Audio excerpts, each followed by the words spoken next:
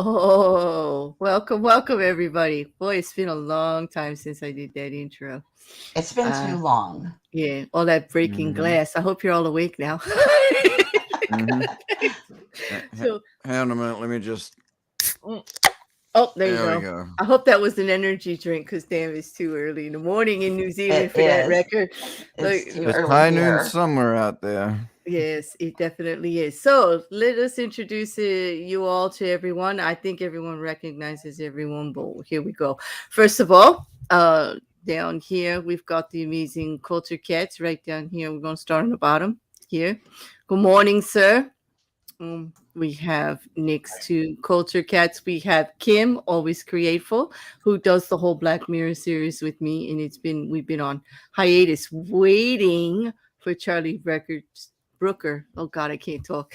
Brooker's sixth season. Yes, people, I said he's coming back. Yes, he is. They're in production, like right now. They are in production, like actors, like it's all written, it's all done, contracts done, like they are in production People now. have seen filming. Yeah. So we will be back with more. Next to Kim is MC Record. You've seen him on some other shows that we do here. It is very early there, and that was an energy drink, right? Like, Yes, okay. it was an energy drink, right? All right, just checking. Like if I had to keep my eye on here. And above Aaron, we're gonna come back above Record rather. We've got Aaron Reece from Media Macabre. You all know him from over on Week in Horror also. And you see him around in the chat. McCabe, I'm sorry. I say Macabre all the time, don't I? Like it's McCabe. Sorry. Everybody does. It's macabre. You know what? Because it's so macabre. macabre. It's so like, to me it's like the mystery, the blood, the guts, It is like different. the horror, right? So I go the other way with that, so I apologize, but yeah, that channel is going to be awesome. We're going to keep our eye out for that. And next to me is Cypher Zero, also the bio boosted squirrel. G'day. That we know from over on Ranties. You got a slight bit of echo. If you could turn down just a tiny bit, Cypher, just a tiny.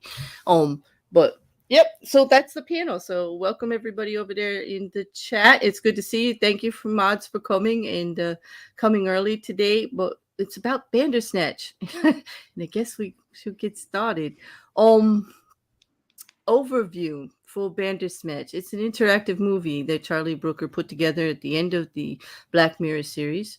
The interesting thing is that he gave no warning. This came out in December of 2018. It came out, they announced it a day before it came out. They started talking about it the day before. It came out on the 28th. On the 27th, they said, oh, by the way, we got this whole big interactive thing we're going to throw at you.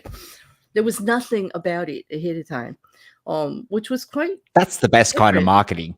Yeah, it is kind of weird, but, it's South Park marketing, right? It was. But Kim, do you want to give a little a short synopsis on what the movie was supposed to be about? Nope, I can. Okay. Sorry, my alarm went off again. I had to silence it again. Basically, we are dealing with a young man named Stefan, and he had become obsessed with a book from his mother called Bandersnatch, which was an interactive role-playing book. And he decided to develop a video game based on this concept. And so he had been working very hard. He got in touch with the people at Tuckersoft, which is a game development program or corporation. Started working with them to develop Bandersnatch, the video game. And through this, we are shown a lot of his history. It's very dark. He lost his mother through a tragic accident at a very young age. And we can see through the entire episode how this impacted him. We're also met with Colin. He's another very prominent game developer.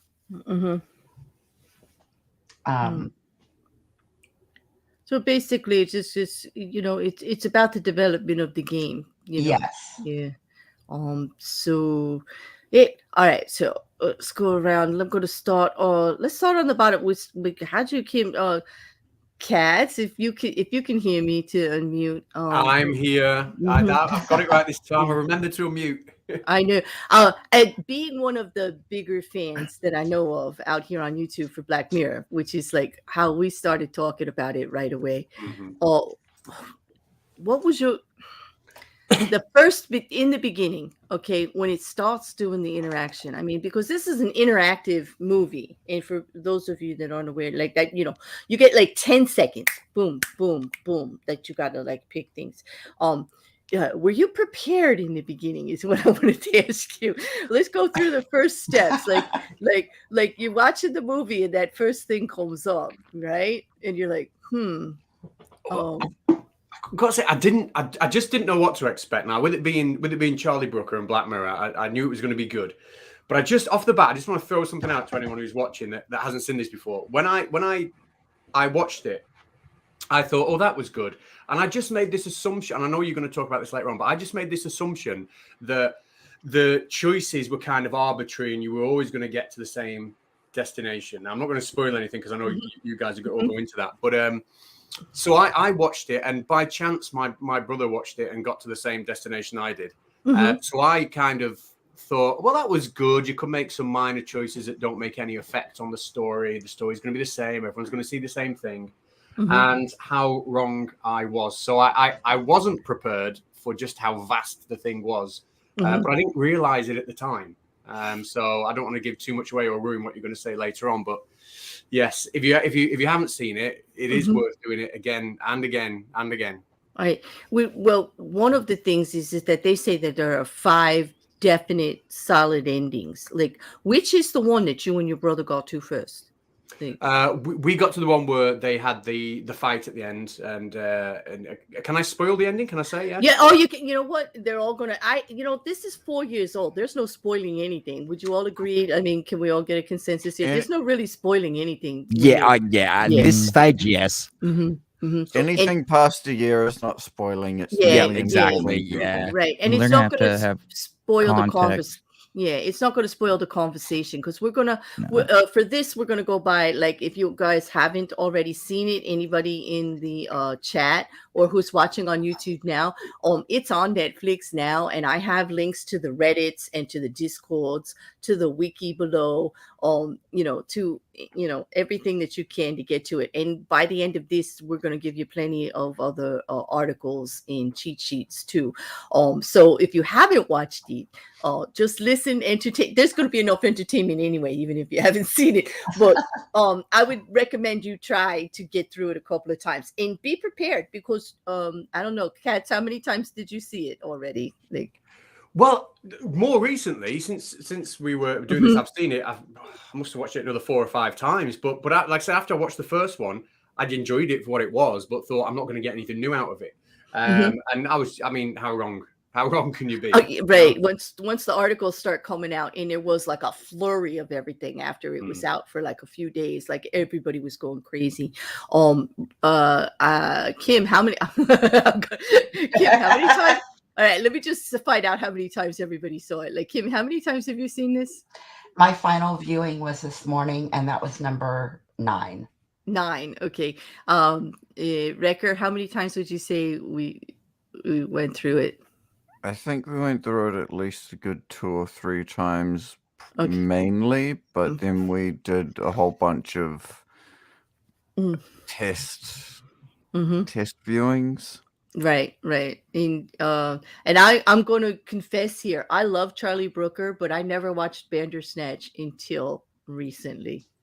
In all those 4 years, I read every article. I read about it. I knew about it. I never sat down and did that interactive thing. I didn't think it was for me.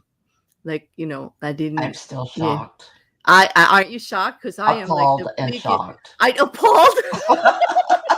She's like, that's it. I'm out of this series. Like, that's it. Watch it. No, but I have to say, I dedicated myself over recently since I wanted to do this. And I have dedicated myself to the research of it.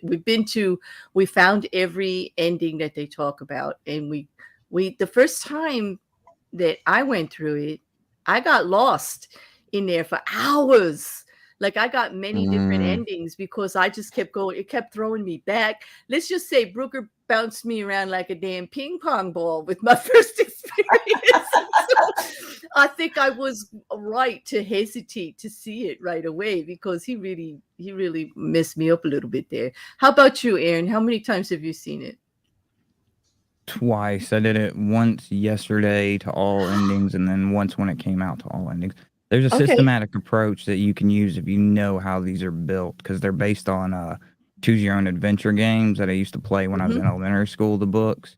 And it's best on a phone or tablet if anybody in the audience is going to do it, because you can roll back to just the previous decision, take the separate branch, and then you just use an eliminative path that way to go back, explore all endings, jump back to the branch for that, explore all endings, and just do it that way. Okay. What was the first ending you got to when you watched it in 2018? The very first ending, I think was, I think I threw the T on the computer. It was a game over. Okay. And yeah, because I used at that time, I took and did the opposite, where I was choosing, because, you know, you come to them invisibly, or at least on the one I was using, they display it on the left and the right. I just chose left options, like in Maze, take the left turn, take the left turn, take the left turn. And I think that was what was on the left. I did not do accept help at Bandersnatch or at the development firm, because I knew that was a bad path. That guy was a complete and total weirdo. You just didn't like the guy. Good choice. Cypher, how many? I know you also just recently started watching it, right? Yeah, only yesterday actually, but I've been cramming and reading all day today, waiting for this to start. And I got to the death ending, and I went and had a look at the chart that you posted up after I'd done that, right, and realized how I'd gotten there. And I thought, that's really cool. You can, and I did realize you could go back and make choices. And I got to a point where I could have kept going, but I thought, I'm going to pick the yes one at the end, where just before he chooses to get on the train with his mum. And yeah, got to the end where he wakes, but they can't wake him up. He died in the chair. Right. But yeah, I am also curious to go through it and see what else you can do. Right. You know what? It's just so much. You know. Well, it starts kind of benign, right? Like, first of all, it's based in the 80s, and like just getting past the clothing and like all the old stuff. Some of us, some of the subscribers that I have that would be watching it would be like all new to them, like this stuff. It would be like walking through history, like, you know, getting a history lesson or something like that. But you know, for me, like I was familiar with some of it, like a little bit here and there, but the question. I had heard of it, and I've been intending to watch the Black Mirror series for a while, but just haven't gotten around to it. But now I think I'm going to have to start doing it. I've got a little bit of free time in the near future, so yeah, I can do that. I can't believe it. You're so lucky you didn't tell me that before I got you up here. I was like, damn. Right. You haven't. Oh my gosh. You know what? But there's a lot of you, and I'm gonna convert you all, YouTube. You hear me? I'm gonna convert you all to be Black Mirror Brooker fans. It's my mission. There's a whole playlist over there. I did the whole series from before.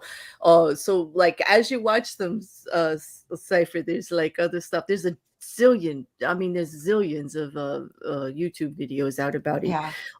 But Kim and I usually take a very strange approach to it. Not only just explaining the episode, but we go into the brain of Charlie Brooker. We try anyway. And a lot of the times, I think people do try to get into the creator of a particular genre that they love's head, and try to.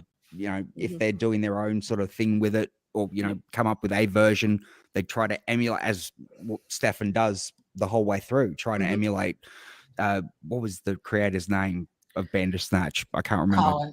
Oh, no. Jerome No. The book. Jerome Writer Jerome of the Haynes. book. It's fictional, right? That's not a real book, right? Like, No, it's not a real book. No, It it's is not. fictional. Yeah. Here's the other thing. Everyone's telling me that these kind of adventure choice books were very, very popular. And I'm a big reader, but I never really got into that. But Aaron, I just heard him mention he did. He's from America. You're slightly out of the age group. It was mainly marketed to juveniles back in the late 80s, early 90s. Yeah. Okay, so then I would have been a little too, All right, you can call me 115. That's okay, Aaron.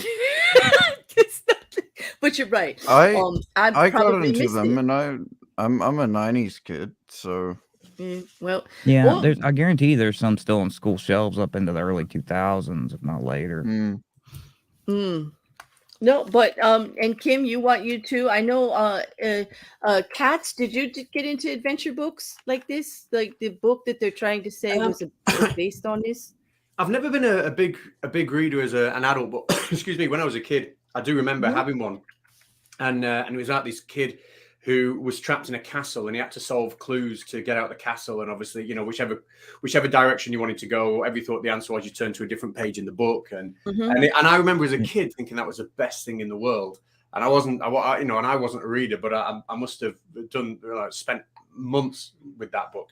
So just the one, but I remember thinking it was great. And there's also released back in the 70s and continuing on. They did actually started re-releasing back in 2000s. They're the second role-playing game system ever published, or at least enlarged, Tunnels and Trolls after Dungeons and Dragons. Not a very original name, but it was a very simplified version that had play it yourself adventures where you didn't have to have people around, that used the same format, but it combined the dice and you had to adjudicate the decision and everything. So it's been around for a while. It's essentially like it's transistor flipping as far as things go, one path or the other. Right. No, that's good to know, because at least you guys were a little more familiar with like how the structure was. But as far as like going down the path, we'll do a little bit there. The first ending that you can gets to, as you, I think it was you, Aaron, that mentioned the accept or refuse at the work at Tuckersoft. Now, Tuckersoft is the big software development company, one of those like brainstorming places. It kind of gives you the vibe of like how it all started over there in Silicon Valley, how they made these little groups that they were just going to like mass produce out stuff. And have people doing programming, people doing art, people doing music, whatever.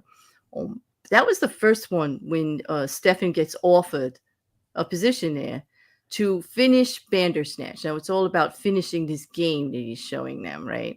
And if you actually accept the job there, the first ending, right, Aaron? The first ending is what that you found. If you keep accepting the job there. If you accept the job, it's published 0 of 5 rating. Some people call it the creation by committee ending, and basically, which that feeds into the overall theme is you have Stefan, I should say, has ceded control. You have chosen for him to cede control to the company themselves, which means that he lost artistic control and it got onto the market, but it was just a non-artistic piece of garbage. It was garbage, right? And then that's the end of it there. And then what is so clever that they do is that he's sitting there on the couch watching the review and then goes, oh, well, gotta start again. Like they basically tell you, well, it's not over yet, people, like pick something else and here we go. Like there's you guys get those one-liners that are everywhere. Like they're telling you all throughout. Like this is the thing with Brooker, all right? He messes with you in such an obvious way. He just tells you straight out, I'm not done playing with you yet, people. I'm not done playing with you yet. That's not the ending you're supposed to get. Just if you hit accept, Colin walks over and pats him on the shoulder and says, wrong path, mate. Exactly. And that's what he does. He says, yup, wrong path. He tells them that right there. He tells you straight out. And then if you don't even listen to that part, when you get to after they're showing you on the ending, when he sees the review, they're sitting on the couch. He's sitting on the couch with his father, right? And they see the review and he's like, well, gotta start again. And his father's like cheering, telling them, don't, you don't have to stop here. That's just like a bump in the road. You just keep going, or whatever the speech was. I forgot it, but daddy kind of stuff. Gives him a little boost, and he goes, yep, gets up, and he's gonna go start again. So basically they kind of push you towards picking refuse and go and starting over again, because that was only like two or three options. That's very early in the movie when we get to the first ending.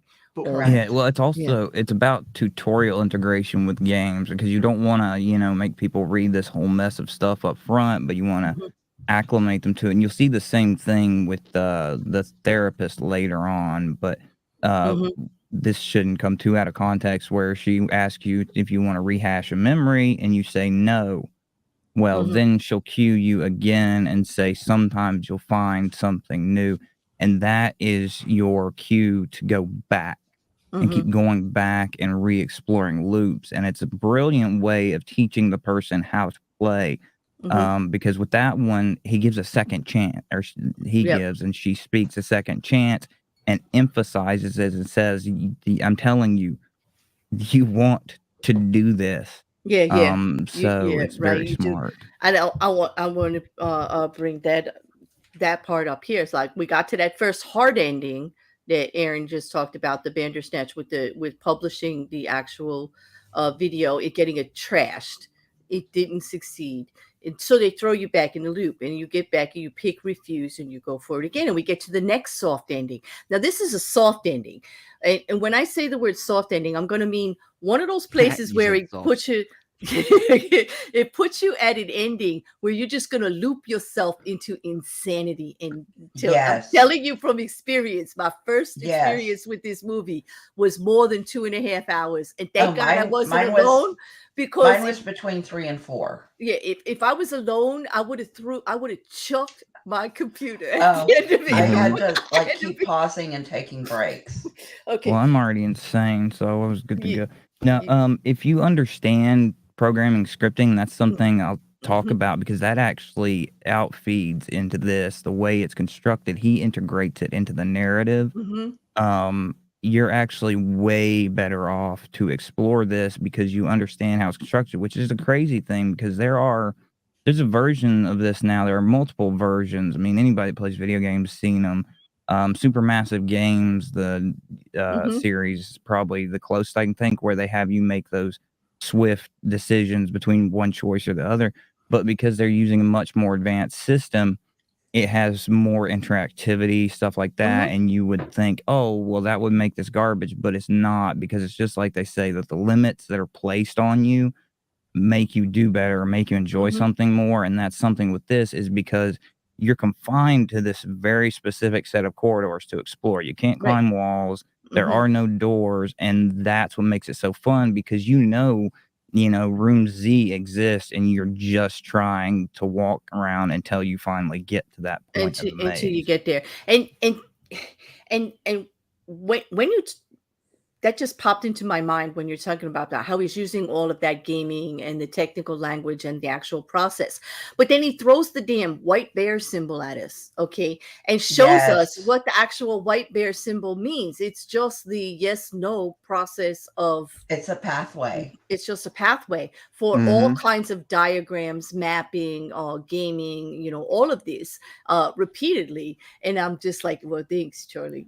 Freaking thanks. I can't get away from the white bear symbol in this in anything. Yeah, it's flow charting is what it is. And that's because he, in his development, when this first started, they offered him this option and he said no, he didn't want to do these. But then later on, they actually came up with a story concept that we see played out here that he needed that for. So he came back to them and went with it. And there was massive rewriting it during. If you've had to ever write anything by pathways, you'll understand how insane it can drive you. And this was look at the walls of his room, and also the author that he's emulating, this Davies guy, who actually, like, they tell the story that he actually went insane writing his book. He went insane and he actually ended up killing his wife, which is part of the story. Like, and that symbol is everywhere, and they say that it's responsible, having the constant pathway of yes or no and decision. Do I go left? Do I go right? Yes or no? Up or down? Left or right? Like, it just drove him to insanity. The multiple scenarios that can happen. He just couldn't. It was a great concept, but he couldn't get that. Can I just say, I got really uncomfortable. I got to the point where they're on Colin's balcony and you've got to choose one of them. I actually stopped it for a little bit there and went away and went, holy shit, do I really have to pick one of these dudes? And I ended up picking Colin, and he went splat. And I didn't actually, when I went back and read the little flowchart thing, I didn't see a bit where Kitty looks over the balcony and screams. All I saw was her refusing that she'd seen him dead later on. But I was really sort of uncomfortable at that point. I don't usually, I don't usually get put off by stuff like that, but that really made me stop and think. Well, because you're still operating in that zone where you feel your choices are irrevocable.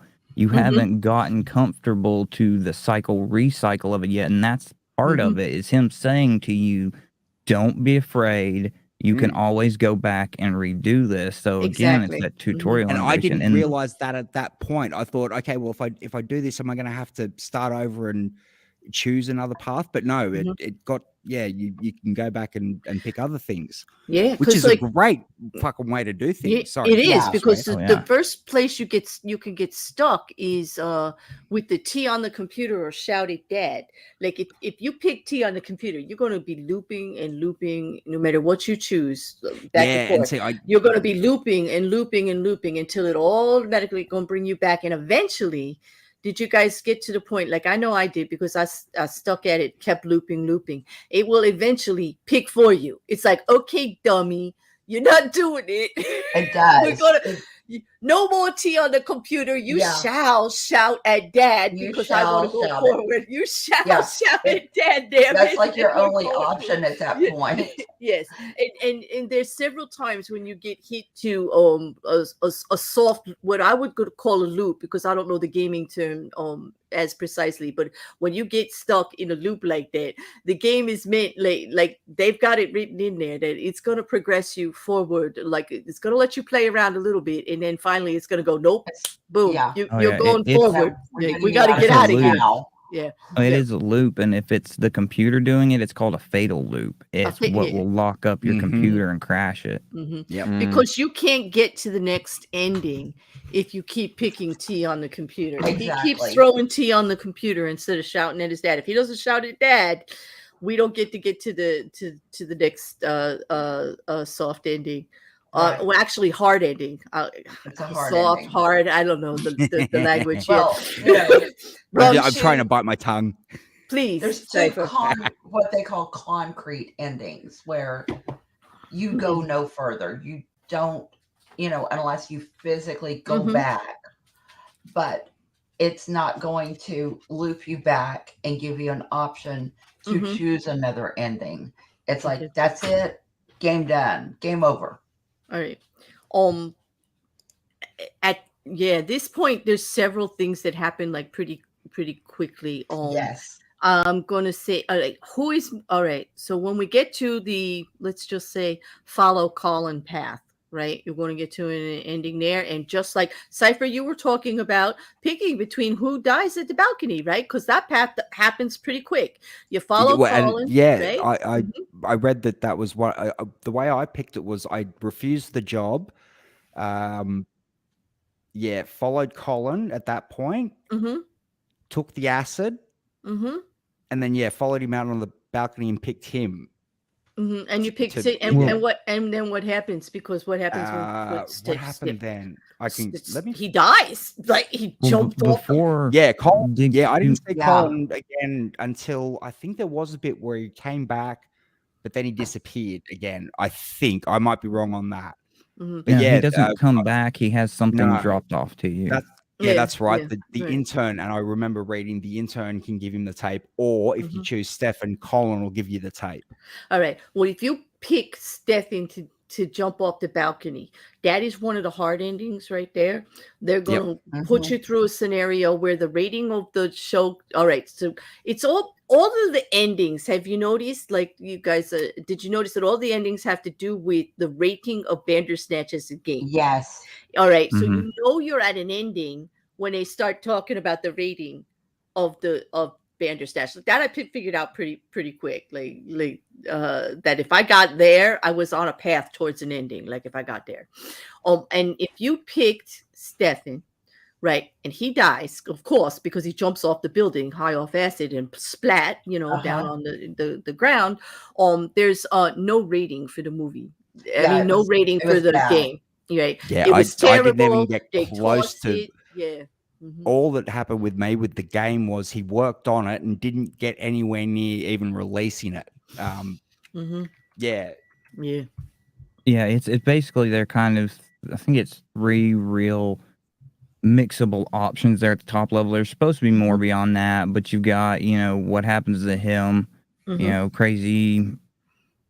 Or does he fail before he gets the game out? Does he go crazy and get arrested after that? You've got the status of Bandersnatch, and then you've got basically they say whether it's great and they rated everything or whether it's bad. But I was gonna say before we go down that road, I forget, if you play this again or if you're a first time player, listen to everything Colin says while he's tripping. Oh yeah, yes. He tells you everything about what's coming. He does. And I wanted to ask you, Cats, who did you choose? Since when you watched it with your brother, was it Stefan or Colin? It was Stefan. I just can I just throw back to something you were saying before? I didn't want to interrupt. Absolutely. No, interrupt, please. Go ahead. You're talking about the loops that you can get stuck in. Well, the very first decision, I don't know if anyone noticed, but I know what I did on the very first one, where I accepted the job and then basically told you that was the wrong decision. But if you did that and it threw you back to the starting point, I don't know if any of you noticed, but when you watch that scene afterwards, it's ever so slightly different than it would have been if you'd have chosen just to go that way, because they have this little deja vu moment where they look at each other and they say, have we met before? And that's not exactly. And that's a clue. Yes. Because that's a clue. Yes. Yeah. That I'm glad you said that, Cats, because that's Brooker at his best. That right? is where Brooker does the best things. He tells us without telling us constantly. He's like the little needle on the side, like, did you get that? Did you get that? Like, did you see that little hint I left you there? Did you see that little line? All throughout these, the characters change what they say to us and are actually either praising us or insulting us about what we're doing. Exactly. What we're doing along the way. And it's so typical Brooker. If you jump back and either if you jump back far enough or if you quit and resume, it'll play the quick series of scenes to tell you where you were at, the choice you made. It does the same thing in that. Even if you didn't do the accept path, it still drops that in there. Oh, yep, it does. Yeah. So like Stefan dies early if you choose the wrong way. If you get past your T on the computer, and like Kat said, if you follow what they're saying, they tell you, like, have you met before? And they get you there. And they're going to go through this scenario. He dies. Okay. Then you go back and you go, well, that wasn't so great. And you pick Colin. Then you get even farther into it for the next ending. Okay. So like Colin jumps off this time. All right. And then you get to the next big wall, I would say. Here would be the taking of the meds or the flushing of the meds. Like if you get through the appointment with Dr. Haynes, right? Right. You pick to see her instead of like looping about. You can either pick to see her directly or follow Colin, but you gotta you're gonna end up seeing her eventually. You're gonna end up seeing her anyway. Right. Remember the first time we actually threw away the pills, or quote unquote flushed them. He didn't actually flush them. He threw them in the bin. Yeah, and that confused me because it wasn't an option. Like I was like, what are you doing? Like to be I didn't get a take option on that one, at least not on the run through I did yesterday the first time through. We didn't either. I got flush or trash. Right. So I think it's it's about how compliant you've been. If you've taken a compliant path, I think you get take. Whereas if you fought the system, you get crash, or flush. I do Yeah, believe I that got, starts in the beginning. Go ahead, Cypher. Yeah, I'm I sorry. got trash and flush, and he flushed them when I picked flush. Yeah. We didn't get the take meds part until we stopped picking Tangerine Dream and we went with the Bermuda Triangle. So I kind of think it's related to sugar puffs and Bermuda. You have to take the Bermuda Triangle to get take.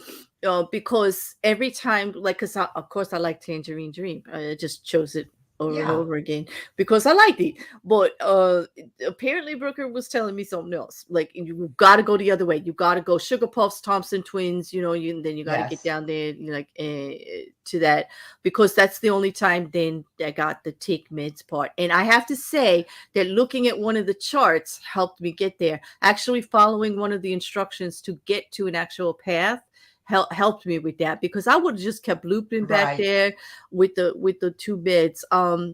Katz, did you ever get past there with the actual taking the meds, or did you get the other choice that they're talking about? Oh God, I think I've tried both. I'm trying to piece in my head now what follows which one. I should have that map on the screen, but I think I've tried to do as many possible different ones as I can. Because I think, and it'll help you remember, was anyone dead at this point? No. Yeah. If no one's dead yet, then you did get to the take meds part, right? Right. Yeah. No. Yeah. The first person I saw die was the dad. Yeah. Okay. So then you actually you did what Brooker wanted, and you got to this point. That's good. That's good, because in this is good. There's a soft ending and a hard ending here. If you take the meds, okay, no one died, but still the Bandersnatch gets published and it still gets panned. It's got a zero rating again. If you flush the meds, you get the choice of hitting the decks or destroying the computer. And if you give up and destroy the computer, you're actually giving up on writing the game again. And you're going to get stuck in a loop for a very long time. Like never-ending loop.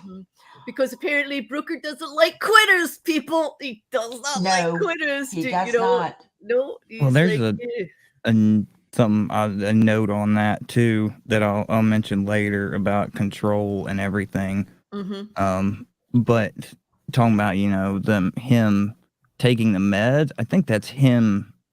Once he's on those, you lose control of him. I think that's why it ends. You do. And I think that's it. It's like that he just takes the meds, and it's said that he kind of, like, when they do the review, don't they mention that, Aaron? They say kind of like, it's obvious that the programmer just like lost the plot and just like sold himself out. And that's why this whole thing fails. Like they say, it was a great premise. The beginning was wonderful, but he kind of sold out. Exactly. That's the exact words, Wrecker. Autopilot. He went on auto. It was like he was on autopilot. Yeah, no, that's good. I think we all kind of saw that part of it. It's good. We all picked up on it. All right, I'm going to move us along a little bit faster. This gets messy. This part, if you're looking at the graph, everybody, and you know what? I'm going to pop it in the chat for those adventuresome people.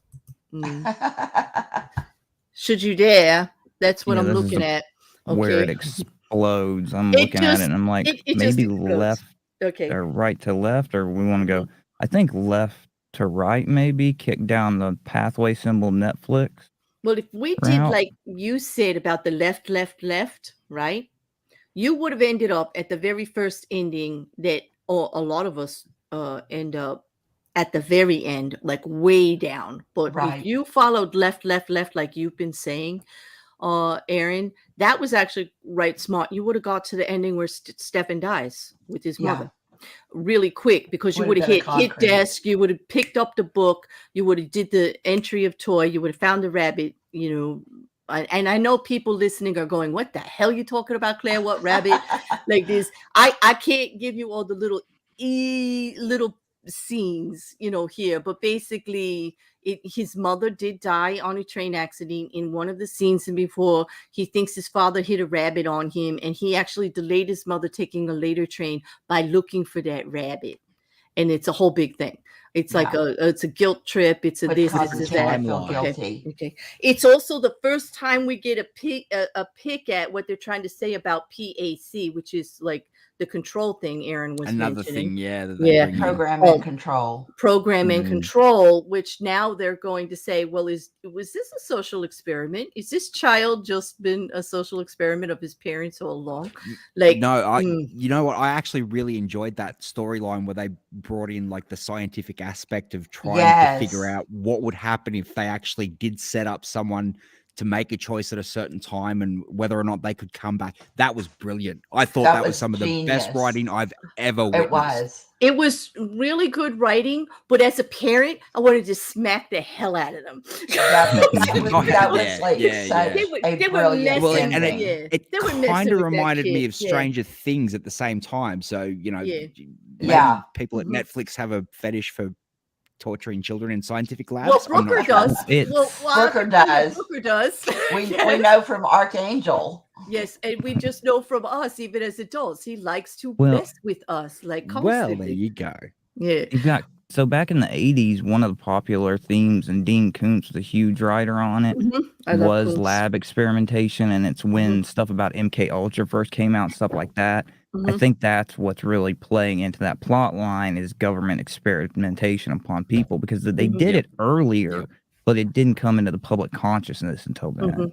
Well, I'll tell you, I think there's something to that, Aaron. I really do, because if you notice, Katz, did you get to this point where you had to like unlock the safe? Where you had to pick all the different codes, like because they had packs.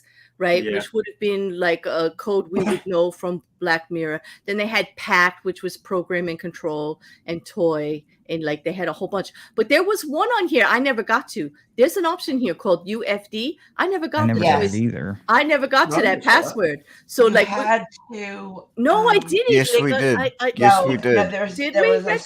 We got UFD, but we didn't pick it. We never picked it. That's it. Like, right? Because then we would get through my notes. Yeah. Give me a minute. I've gotten it last time, but not I've got almost 100 pages of notes. But here's the thing: the Black Mirror, the white bear symbol comes in again, which is the yes/no programming, flowchart thing. Yeah. Which is blowing my mind, because now they're throwing at it.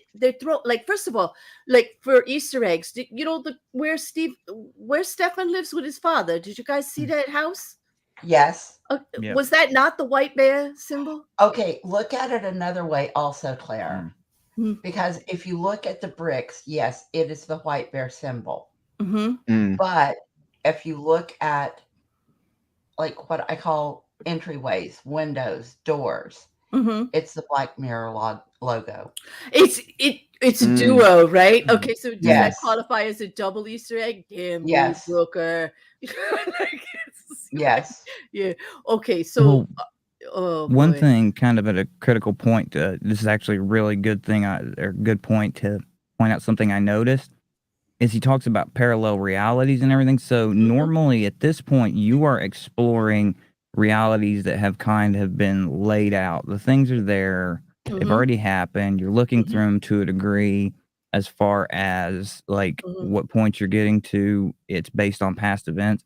This is the first point at which you see parallel realities playing out, because if anybody can see it in the audience, some of you can, some of you can't. It's almost a honeycomb design that loops back on itself, but then it changes some of the events that happen. So you are actually picking the reality that he's existing in, not just how he's exploring his current reality, but what is the background plot line that is being executed. So he is jumping realities at this point, which is really cool. And then I'm going to put us over to the side and just show them how messy this gets. Okay. Because this is what we're looking at as I'm talking here. And I put in the chat. And this is the messy. The orange ones are what I'm calling soft endings. The black ones are the hard endings, actually for the show. But this is like right where we are right now. And in one of them, Stefan finds the rabbit and then goes with his mom on the train and dies with her. which that's is the ending I got. Yeah, which is one of the hard endings where like that's it, like game over, the whole thing. Yeah, he dies in the therapist's chair. Just she says, "Oh, he closed his eyes and never woke up." Yeah, go ahead. Sorry.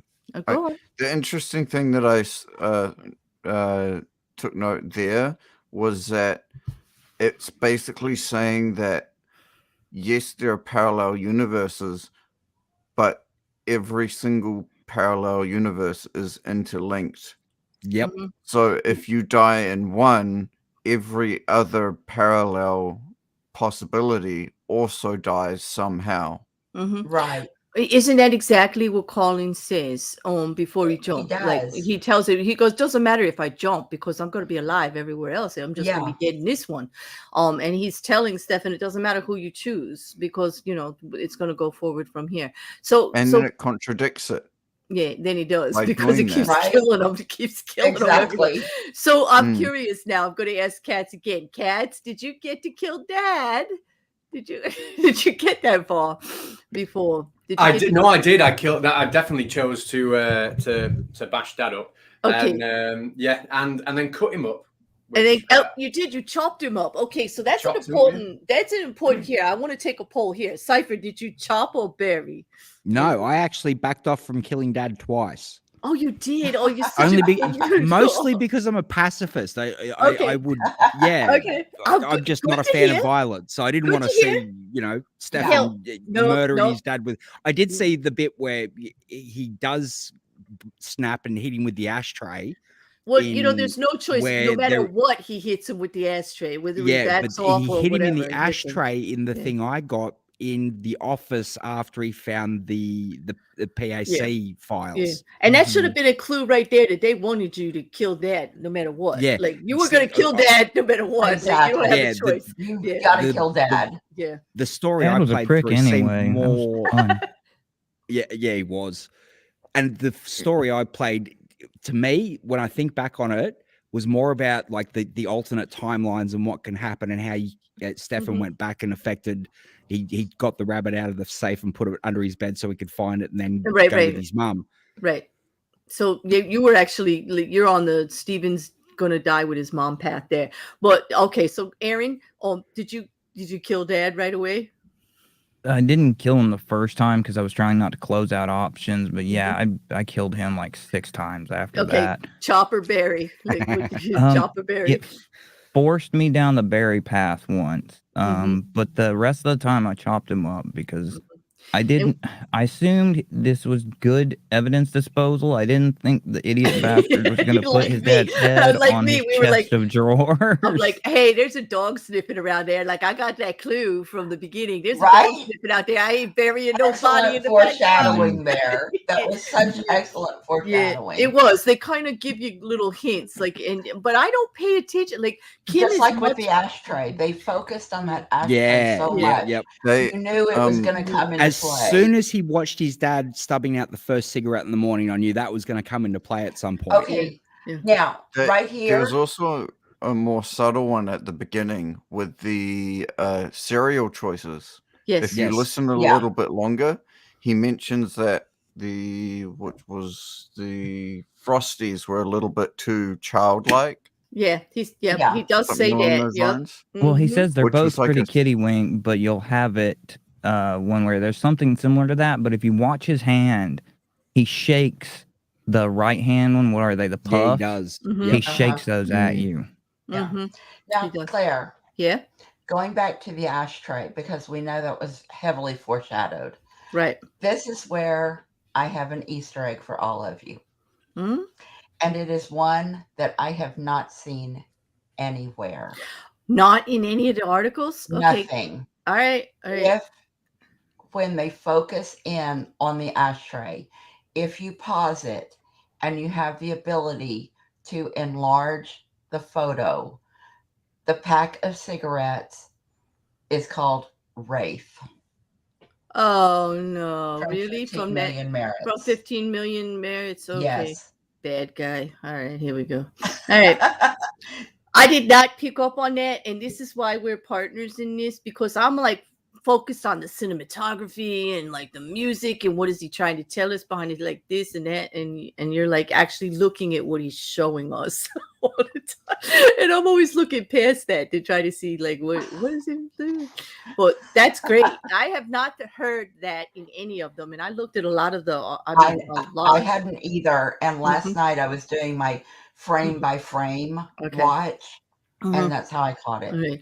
All right. So, I'm going down. So, okay. So Dad was killed by Aaron and buried and then chopped up, because chopped up is definitely a better option. Both of these, if you back off Dad or you bury the body, right? Those are soft endings. They're going to lead you into loops of indecision or time spent just exploring other options and more scenes. Wrecker, I think you and I we did end up killing Dad several times, and then we chopped up the body. Kim, I'm assuming that you did the same. You did the same. I have actually had times where I buried and times where I chopped up. And I always thought it was an odd choice to chop him up, as disgusted as Stefan was about the mince juice on his dad's hands. Oh yeah, that was pretty gross. But I can understand. I ain't shaking nobody's hand with that stuff all over it either. No. Yeah, like it's gross. Yeah, I could get that. Like, I want to, I'm not going to spend a lot of time here. I'm going to move past here, but you could see between this ending where Stephen dies and where we are over here going forward with the body. In between here, if you start messing around with the different passwords, they're going to go back again to the computer on the T and whether you destroy the computer or not. And in this point, if you get to this part, they want you to throw the T on the computer and not destroy the computer, because they want you to go forward. And then they're going to put you in this loop about who is controlling Stefan, right? Like, that was entertaining. Like, it might be easier to take like explore Netflix and then explore Pathway, because I think Pathway goes deeper. Here you go, because if you go here with Netflix, right, and then you're talking to him, he says, who's out there? He's like yelling up into space, right? He's like, who's controlling me? Who's out there? He's got this feeling that his decisions are being controlled by someone other than himself. And if you say, like, your options are White Bear or Netflix, and if you say Netflix and then you try to explain to him that you're from the future and you're controlling him through an interactive game. And this was really interesting too, because Brooker is so good at keeping up that fourth wall. And this was actually the first time that Brooker broke through that fourth wall. You could see these little green boxes that are popping up here, and that will tell you on a loop, on a soft ending, like when you destroy the computer, that if you actually do that more than twice, you get the get rabbit. Like, you get the option to actually get the rabbit from Dad and go through the other ending again. To back to the train, back to either Stefan dying or the jail, back and forth. You're going to get between the two, but it's going to lead you back again to that ending where you got to do the passwords. Like, all of these are going to lead down eventually, like to the passwords, and then to get, if you're going to get to the get the rabbit ending, you get the rabbit from Dad and then goes with Mom on the train ending, or you either yes goes with Mom or no goes with Mom. One of the endings is that he still is going to go to jail for killing either Colin or his dad, right? He kills somebody and it goes to jail, but it's whether or not he gets a 0 rating or a 5 rating. If you get through all the options, he's going to actually get a 5/5. The game's going to be a big success and everything, but he's just not going to be around to enjoy it. Well, see, and then the Netflix, the interesting thing to me, if you run it out and you do the flashy part of it, where, he gets into the fight with her and everything, he goes to the therapist, gets in a fight with the therapist. You got the big flashy scene, which is awesome to me because Alice Lowe does a lot of horror movie stuff. The actress plays a therapist, so I'm like, kick it. That was hilarious, that scene. Yeah, that was great. But if you keep fighting, he's just gone insane. His dad seizes him. It kind of it insinuates that was all a mental break. But if you do the run, it breaks him out. And like she said, it's a fourth wall break. It brings him to now, but it's also saying that this entire thing before now, it's not been somebody else that's in control of him. It's been his delusion that he's this person. So he is controlling himself. He's the controlling force, but operating within that delusion. So the actor telling him, do this, don't do that. The writer saying, do this, don't do that. Which was really cool to me because this whole thing is like nested so badly, which nesting is a term for programming and other stuff where you put things within thing, but it's nested so badly that it would smother a baby chick. So oh God. I thought it was awesome because, you know, it's normally with Brooker's stuff, we're in the now and looking to the future. Well, in this one, Stefan's in the past and we're the future. We are the dark future. We've become all the little things that we are so terrified and scared of in all the other Black Mirror episodes. And I'm like, well, I guess welcome to the dark side. Well, it is very dark, the whole series. I'll admit that. But like, it doesn't scare me. It actually literally fascinates me to the point that I get obsessed. It intrigues with what me. It intrigues me with what he's trying to tell us about technology and all, even when he's not. And he'll admit, I'm not trying to predict the future or tell you. Like, Brooker will tell you, I am only speaking of what is happening right now. I am talking about things that are going on right now that you are not looking at a deeper level. And so like I try to concentrate on that part of it. But I'm curious, Katz, did you get to the fight scenes though? Because like you killed Dad pretty quick. So did you get to beat up the therapist at all? Like, because that was kind of fun. That one I felt I didn't know what on earth when she pulled out. They're not nunchuckers. What did she pull out? Those extendable the batons. Yeah. At that point, collapsible batons. I had no idea what was going on. I just thought this is it's like we're in Quentin Tarantino territory here. It was definitely Kill Bill vibes for sure. Yes, like, whoa, like, whoa. I was just like, I'm with you, Cats. I'm like, what is going on here? Like, what is going on here? It was like it was almost comical. It was, but Record made a good observation. You know how I focus, Kim? Like I go a little off track here, just for a minute. Like Record, we're only going to do this for a minute, but I was thrilled to have a newbie, and I'm sorry, I'm going to to call you a newbie, Record, like But as far as Black Mirror, he had not seen much Black Mirror. We watched like one or two, right? And then we jumped right into Bandersnatch. And I was watching it with him because I had never seen it before either. So we're coming from a brand new perspective. But I was thrilled that he picked up on something that I normally focus on. So I'm not alone in the world of Black Mirror with this, and Brooker. But you want to tell them what you about this fight scene, and especially with all of the do with the therapist? So prior to the fight scene, during each and every one of the interactions between Stefan and the therapist, if you actually look at the way that they've been filmed,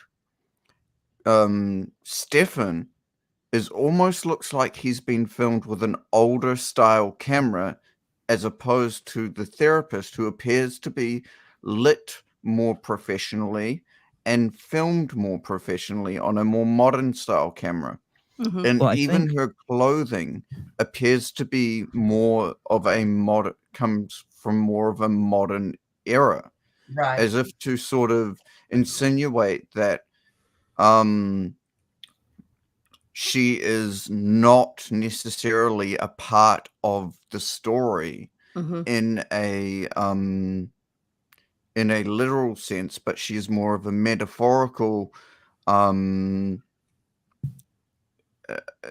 device in Stefan's mind. Well, see, the thing I got from the setup was because I noticed it with his clothing and stuff. It's all standard 80s, but it's a little bit shabby, which would be somebody in his situation and everything. But I think they're trying to emphasize, and they use the lighting brilliantly. That's part of it. I'm not sure about the camera. I'd have to look, but she gets window lighting because they got that not mosaic, but it's the glass brick window. She gets lighting off that. She dresses nicely. She's got money. She's psychologically healthy is what I think they're insinuating. And he's not, because his skin's not great, because he's not bathing. He's not eating properly. He's wearing the same clothes for days on end. And as you go on, I think they're emphasizing that more and more, and they're trying to say that, she's still stable, she's still as is, Right. but he's going downhill fast. And that kind of plays to the ending that you get here at the fight scenes. This is one of the only options where you get to the movie set kind of option where Stefan is just a character playing a part, and so is she, and so is everybody. In that the lighting and all comes into play there, because this is where the Mike ending comes in, where like after he either fights her, which ends up to be a soft loop. If you fight the doctor, which can we admit we all did, we all wanted to kick her butt, like we all did. We're like, sure, let's watch this. Like everybody said fight, right? You all picked it at least once. Like admit he clears the desk too with his hands, and I'm like, wait a minute. Whoa, what's going on? Is this no, he's too young. He's too young. No, right? No, Aaron, like, right? We're having flashbacks, like, no, don't go there, Brooker. You don't do that. Don't do that. Like, but he didn't.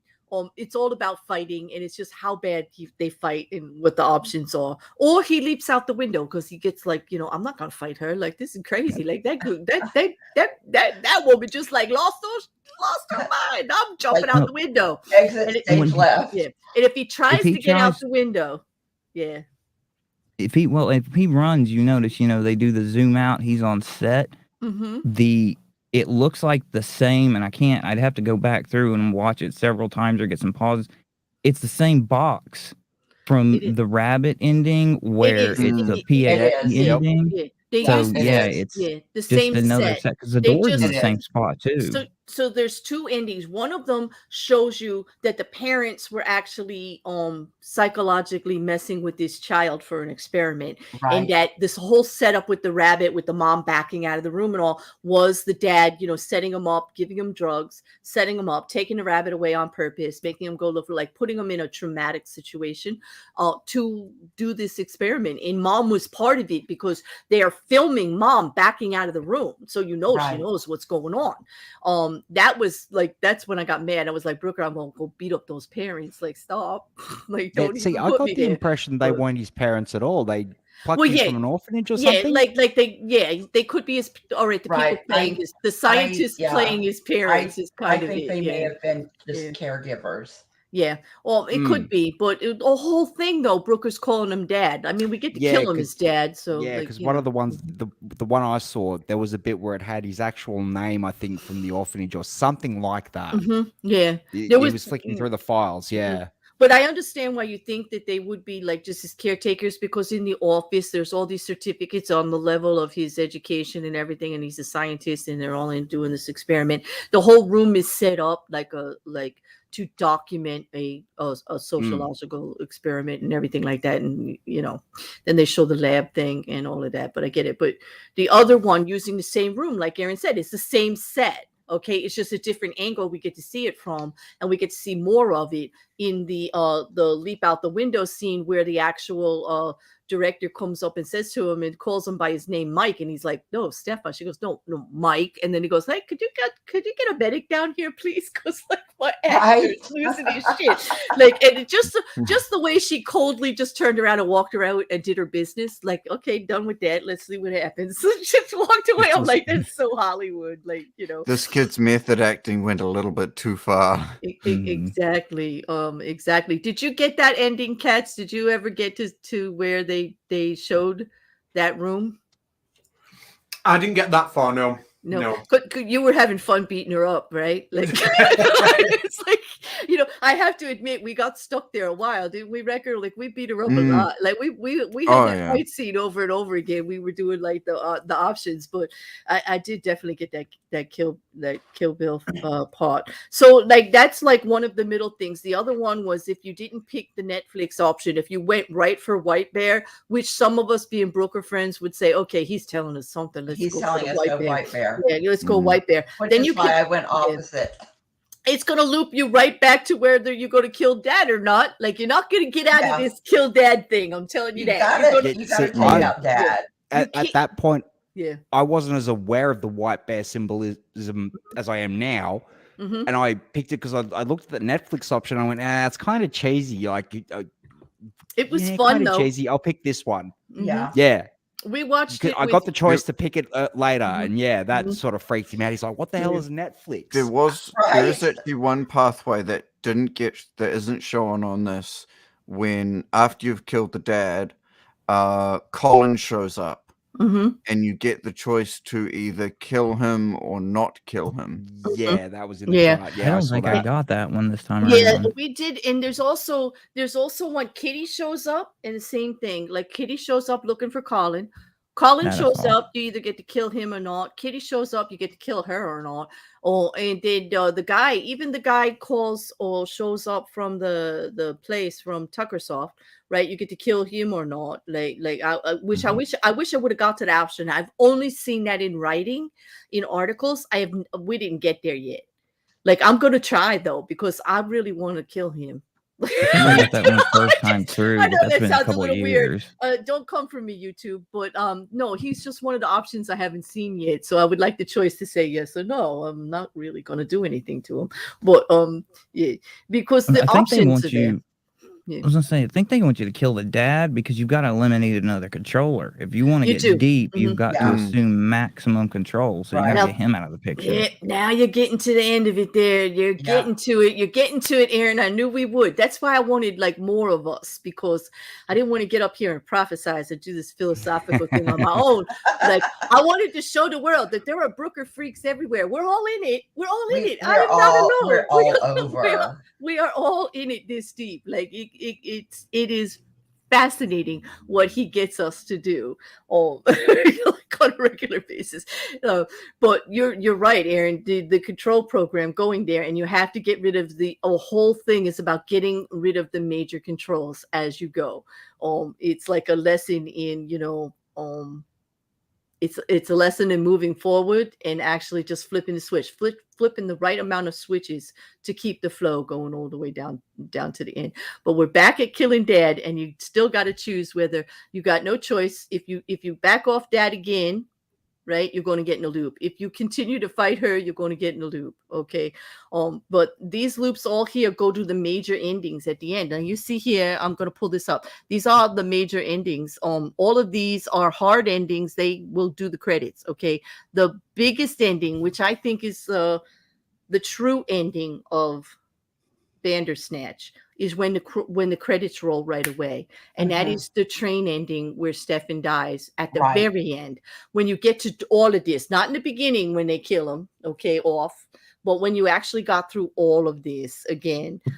See, I got credits on. There's one. The Pearl ending is not on here. I think this is an early map. I got credits on the Pearl ending. Right, the Pearl. You'll get them. Yep, I was going to mention that the train ending. And if you take the same path and you get the rabbit and all of that, you're going to get to one where, remember when he takes Colin to the penthouse and he introduces him to the baby? The baby's name is Pearl.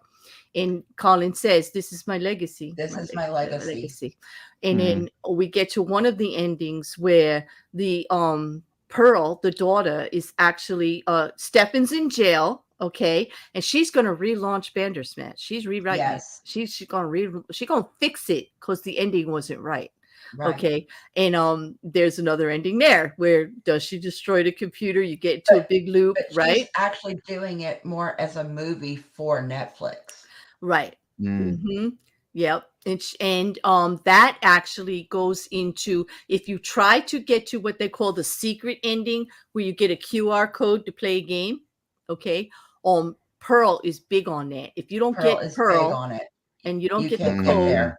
You can't get there. The Pearl ending is very difficult to get to. It really is. The thing that was cool for me about the Pearl ending is there's a term called recursion. I'm sure it's used elsewhere, but it's also used in programming, where you put something within a referral to something within itself. It's basically you're putting a set of steps. And then within that set of steps, you refer to a part of that set of steps again. And it's so you've got she's making this for us. So she's theoretically making what we're playing. They even show on there the video is exactly what we've seen. It's not like they took and brought in new actors to play Stefan or whatever. But at the same time, like she's building this thing that actually happened before to exactitude for us now, and it's all possible conclusions wrapped up together. Right. She's trying to like actually lay it out in a more formulated way for the whole thing. And that's fascinating. Katz, I want to know if did you ever get Pearl? Did you see Pearl, or are we surprising you here? No, see what happened. 'Cause just for, like I said before, when I watched it first time round, I thought, oh, they're all going to lead you to the same place, and and I feel like an idiot. But building up for this, I've rewatched it 3-4 times, trying to make as many different things as I can. But even now, I'm still realizing there's so much that I've not seen. You know, I no, because it's impossible. But no, you're not an idiot. We're all in the same boat. Because you know, I think Kim watched it the most out of all of us, and she's actually already said, "There's more I got to do. Like I got to go back and do this. I got to go back and do that. Like there's like so much. If you want to get to them all, that's like that's the thing. Is like this is 4 years old. Okay, and we're still finding new stuff about it. Like now, I just found new stuff last night and this morning.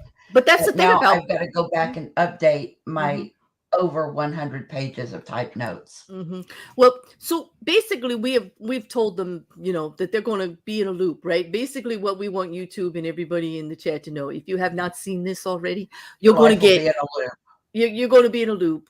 You can go all the way. You're going to have the here's the bigger conversation. You're going to have the illusion of choice and free will here. But do you really? Because now I want to take down, we all know it's going to come to all these different endings, right? Yeah. Now, that's the conversation that I want to end this with, because it's going to take a little bit. But I would like each of you to help me with this one. Charlie Brooker's obviously, to me, in my opinion, giving us a real big lesson on free will here and programming control. Okay. It's been a big topic of discussion, especially he brought the LSD into it. He brought the social experiments. He brings the parents in as scientists who are actually manipulating and controlling and all of this. He brings in the type of books that give you this illusion that you go, but do you actually end up where the author wants you to?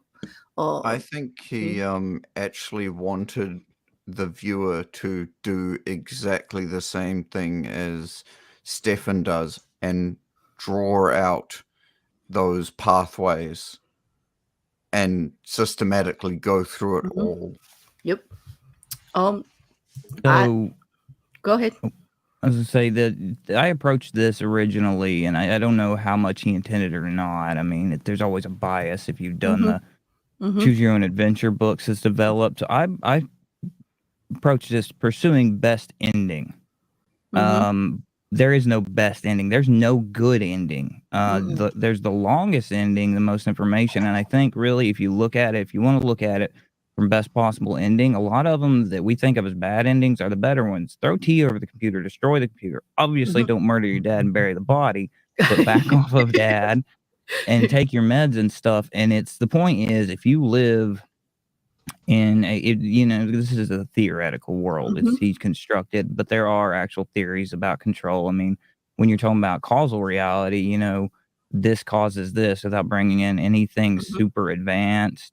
Your brain chemistry causes your choices. Your brain chemistry was set by your upraising. And so theoretically, you could look at it as everything from the beginning of time was mapped out until now. But by destroying the computer, by stepping away from something, having him step away from something he knows he can't confront, he can't deal with, by not having him go down that rabbit hole, you're actually giving him the best possible situation. And it says to me that to engage properly and in a balanced and sane manner with your life, you have to pursue it as if you have choice. Whether you do or not, you can discuss it, theoretically all you want, but you have to approach it as if you have choice, because everything else is insanity or nothing. Well, and that is the whole big conversation about free will, like, because scientifically, okay, here's the bombshell that I deal with all the time. Scientifically, we know that, cause and effect, everything that happened. You start with that one single cell and it just starts splitting, and there you go. Okay, here we are. Is it all predetermined? In a way, yes, it is. But if we don't function like Aaron said, like, there is the illusion of free will that we have to, as a society, function that way, that we can choose right over wrong, and everything's not predetermined about who we're going to be and what's going to happen. That we do have some control over it, but there is an infinite number of possibilities, and they are already all mapped out because of just, science.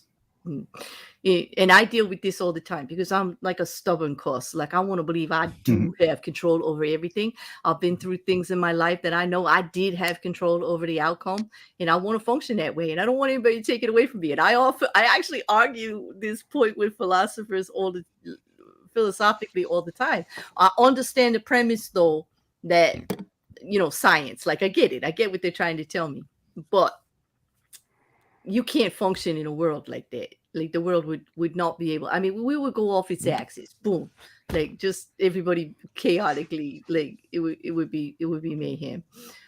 Cats, I'm curious, as a science teacher, how you feel about this. Like, okay, not fair to throw free will at a science teacher, but yes, I did it. Okay, Cats. Here we go. It's such a great question, though, isn't it? Because if you think, the universe obeys the laws of physics, and certain things were inevitable because of the laws of physics, like the formation of, planets and mass and matter and stuff. And then really, if you think about the brain and decision making, that is all, they're all processes that are obeying the laws of physics that we perceive as perhaps being free will. So I don't know, I find that question fascinating. Are we always predetermined to make those decisions just because the laws of physics are dictating the way that certain molecules are going to move, or ions are going to? It's crazy.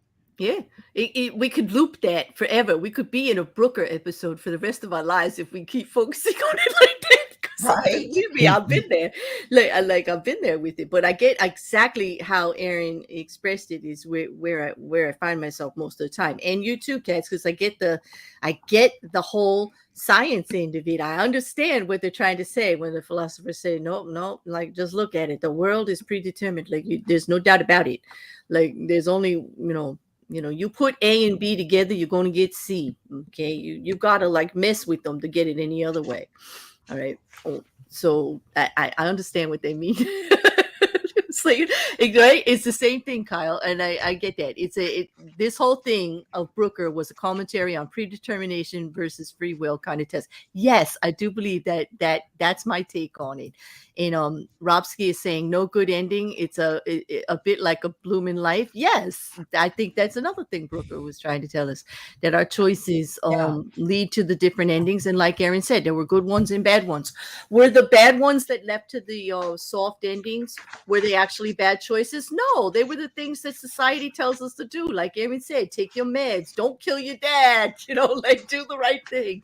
Don't fight the therapist, go out the window. Like, they were all good things. Did they loop us? Yes, because they were trying to get us to think outside of the box and do other things you wouldn't normally really do, to explore. I think one of the messages was to take the least, the path that you normally wouldn't, to go a little bit farther with things about that. But Wrecker, I'm going to go around to everybody, but we'll start over there in the corner. We did Aaron, we did Cats, Wrecker, free will. What do you think? His message here. I think his message is that there is the idea of free will, and there also isn't the idea of free will at the same time. Mm-hmm. It's not a single 1 or 0. It is merely a gray area. Mm-hmm. And that we just have to sort of figure out the path for ourselves. True. Okay, Kim. I'm ready. I'm sitting down. I'm sitting on my hands. Down? Okay. I'm sitting down. All right. But keep it to free will for a minute for me. I will. Okay. Actually, I did find a quote from producer Annabelle Jones. Mm-hmm. And she actually said, in terms of controlling your destiny and the themes of the piece, it's baked into the story that if you haven't made certain decisions that support certain actions, then various endings won't be opened up to you. It's all thematically cohesive in that sense. And, I can see her point on that yes, we have not been given free will in this. Do I think that we have some free will? Yes. I feel like so much of our own, not only Stefan's autonomy, but our own autonomy was taken away when we interact with this. We were forced to make certain decisions to reach certain areas. Yeah, he looped us a lot. Yes. Like took the option away if we kept refusing to see what he was telling us. You know, Claire, I'm honestly a lot like you in free will, that I feel like I can predetermine so many things, like the universe or things like that. Things are not predetermined for me.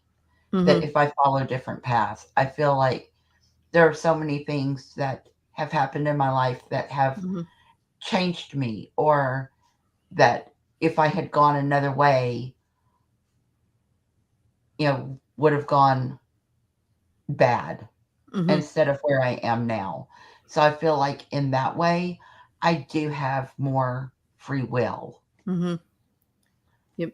It's like illusionary, but actually necessary. Like I get what everybody's saying. Like, because we all know that cause and effect, like we can't deny it. Like everything's, you're going to turn the burner on to make a cup of tea. You're going to boil the water. Like there's a process there, right? At the end, the tea's going to be hot and you're going to either enjoy it or not. There's not really a lot of free will choice in there, like, except for the fact, are you going to have a cup of tea or not? Right. Like, but it's the decision, like every decision that you make, there are things that are going to happen because of it. Exactly. It's just which we do have the free will to choose, like which paths we're going to go on, but all the paths already predetermined. I might have to give in to that one. A little bit. I have to give in to that one. And then we could go all Doctor Strange and we could talk about all the other universes that exist, but I'm not going to go there. That's a whole other series. That's a whole other series. Oh, but I actually could, because my brain actually does bring that concept into it again. Well, if I do it here, this is what happens. But if I do it over there in the upside down, what's going to happen? Like, and that was something that I actually, in another article, had read about, that, we are forced to make those decisions for Stefan and in this episode in a matter of 10 seconds. We're not given time to honestly think, what could happen if I choose this one? No, it's like, okay, pick. I've got 10 seconds. I've got to pick one now. And I think in that way,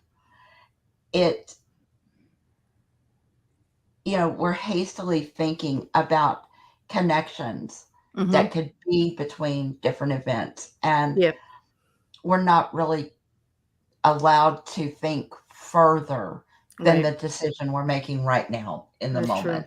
True. We're in real life. I think that we can think further ahead. Yeah, go ahead, Cypher. Of course, I think that's I was just going to say, I think that's got something to do with, in regards to the choices and whatnot. There's only two things our brains like: serotonin or dopamine. So, at the end of the day, the choices we make is only going to satisfy one of those two cravings our brain has. And we end up reaching that decision by deciding, do I want the cup of tea and the satisfaction that comes with that, or do I just want to not bother and, is that going to affect me, sort of thing. So, that's getting back to the science of it, I guess. Yeah, because there's the process and then there's the results. But it's a truism that, our brains only love dopamine or serotonin. They did the 10 seconds to create that sense of urgency. They admitted that's what I was getting at. Giving you like the urgency, and then when you've made the choice, you sort of think to yourself, "Oh, did I make the right choice?" It gives you that unsurety of your choice, and if it works out that it's sort of a choice that you're happy with, then you'll get the serotonin hit. If it's one where you sort of go, "Oh, gee, I wish I'd chosen the other one," then you get the hit of dopamine. So it creates a sense of urgency and sends your brain into a fucked up pattern of, do I want serotonin or dopamine at the end of the day? And you don't get the sort of choice doing it. Well, and I think to that also, by having to hastily make those decisions and seeing, oh, we made that wrong decision. Well, it makes you a little more paranoid with any future choices that you have, which also wants to draw us into Stefan's own paranoia. True. And there's two things going on in the chat that I want to think. First of all, Aaron, you're saying here about like the thing with the endings, right? True love doesn't end with weddings, but with funerals. No matter how nice the story, it always has a bittersweet ending at best. And I think that is a point that Brooker was bringing up here. There were all the good choices that you could make, and they just didn't always end where you wanted them to end. And it forced us to go a little bit farther, because Kyle then also makes the point that maybe he's also saying that when you follow the status quo, you never get beyond the status quo. Breaking out of the norm requires abnormal actions. Normally, none of us would choose kill dad. Right. We're not gonna. I would. All right. I know I'm speaking for the group here, but that's what I'm gonna put out to YouTube. None of us up here are technically murderers by trade, okay, or are going to go around and say automatically kill dad. Like, but they were forcing us into these uncomfortable situations, like choosing who jumps off a balcony when high off their self, you know, like nobody wants to choose that. Like, that was uncomfortable. We didn't want either one of them to jump, right? And there wasn't that option given to us. We had to choose. Yeah, like I said, I had to stop it and actually go away and make a coffee and think about that. So it's making those uncomfortable choices to go out of the box, to go farther, to see like what would happen.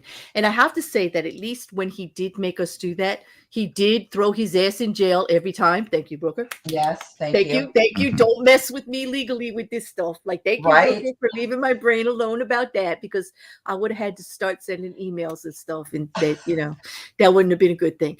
But at least with the actual repercussions of what could happen were pretty much staying within society guidelines. Like, he didn't get famous for being a mass murderer or whatever, you know, or anything like that, and a millionaire. Or he did end up in jail every time for killing somebody, whoever it was he killed. And they gave us multiple choices. But he's definitely going to go to jail. And he usually, in most of those endings where he goes in jail, he does not get the success of the game. The game bottoms out. He ruined everything. Like, he made the wrong choice and did not go on the path of success that he was looking at there for the game at all. You know, so that was good as far as morally for you a get little bit. Good game if you go completely insane, like head on the wardrobe insane. Which I think that whole thing, just talking with Kyle about it in the chat. Another one of the messages on this is, what's the saying? With knowledge, so comes suffering. Like, the more he learns, the worse it gets for him, and the less happy he is. Which you can get that's excellent point. Yeah, it's a better ending, but at the same time, it's like he's not exactly much happier. He probably should have just gone and get some sunshine, man.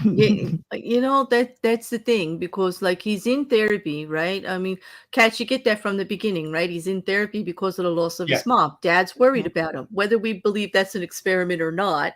Like, I don't know if mom's really did. After they showed me that scene where mom's doing the fake out to the train, like, I don't know if she really died or not. They show us dad crying, they show like mourning, but there are things they never show us. That part bothered me. They never show us, you know, a mourning of mom or the funeral or anything like that, or, you know, just the train accident, dad crying. That's it. But Wrecker, you mentioned another part they don't show us, right? Like, that was really getting to me too. Like, when it comes to the body, chop up or bury, right? How did they actually even find the body? Because like, that house was pretty secluded. Yeah, but the dog was big. Well, we know the dog on Barry's the dog body. dug it up. Yeah, the dog dug it up, but then that's still behind a bush where neighbors wouldn't have been able to see. So who actually called the police? Oh, I don't know. I but think somebody the inference was is the dog carried off a body part. I think so, because you do hear sirens in the background, and the coloration changes, the cinematography changes, right? It gets all like, doesn't it get like orangey for a little bit there? And like, it gets like fadey out, and you hear the sirens in the distance coming or whatever. Like, it's almost like, well, here you go. This is what's going to happen. I'm not sure it's what's really happening at the time, You know, and Claire, that goes to something like Brooker has done this also in Crocodile. Oh yeah. He did the same thing. How did the police get to that home so quickly while she's at the school program watching her child?